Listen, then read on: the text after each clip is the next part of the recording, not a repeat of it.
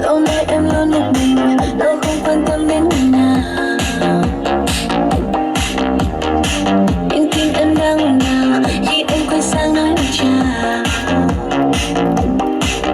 Bạn hò ngay với anh ý, đâu có mấy khi sao không yêu nhau, bây giờ yêu lắm đi.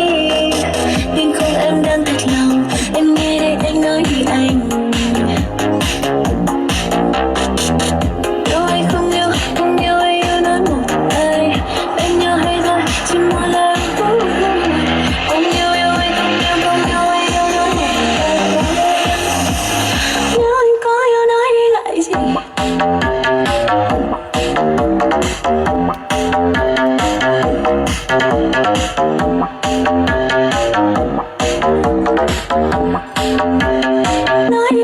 Nói lại gì?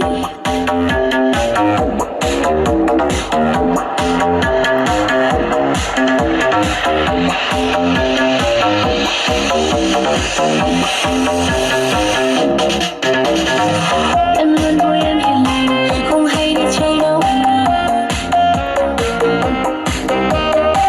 Em ơi em thiếu thua này, yêu thương ai yêu hết lòng này. Chỉ là anh biết thôi, anh duy nhất riêng anh giờ này bên em.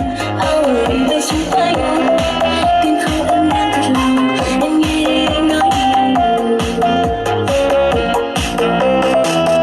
Đâu ai không yêu ai yêu nên một ai. Anh đã hay rồi, chỉ một lần không yêu anh, không yêu anh yêu nên một ai.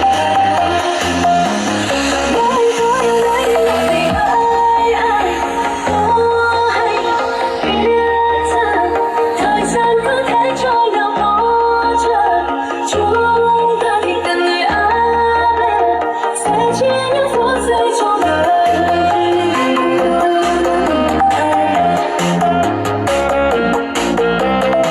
Không yêu anh, không yêu anh yêu nói một ai. Nếu anh có yêu nói đi lại gì.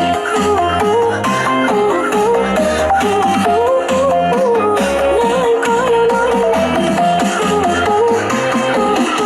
gì.